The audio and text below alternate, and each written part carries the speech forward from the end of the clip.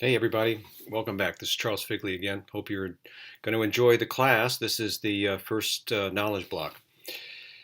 Let me tell you a little bit about that. About 70% of us have experienced at least one trauma in our lifetime.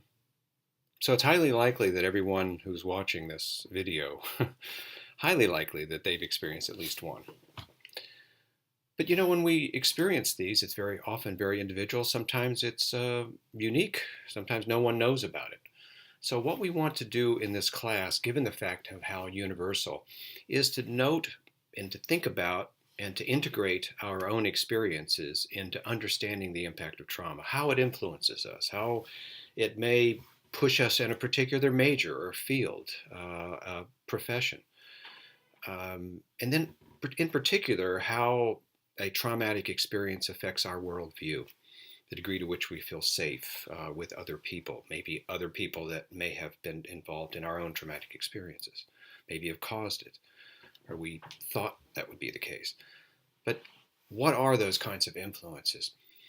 But trauma is everywhere in almost every profession. Architects, for example, when they deal with clients who want to erect a memorial to their child that has died.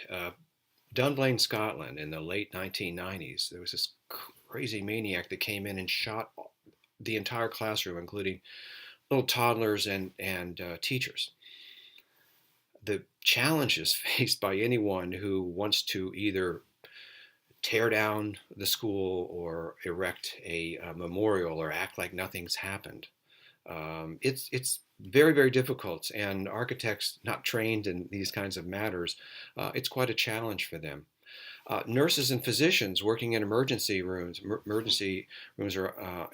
or in operating rooms, they see trauma all the time, but very few people recognize that they absorb a lot of that trauma. My latest book, First Do No Self-Harm, talks about that and how they often suffer in silence and how their own health, their own sense of self is changed by these kinds of experiences. Artists express post-trauma through their work. There is a section here in the knowledge block focusing on artists, the classics in terms of literature, not just in psychology, social work, psychiatry, but all fields are influenced by trauma one way or the other because it's so universal. So this knowledge block, we hope you will learn about trauma, how to define it, the different types of trauma, recognizing that trauma is both a cause and a consequence, recognizing that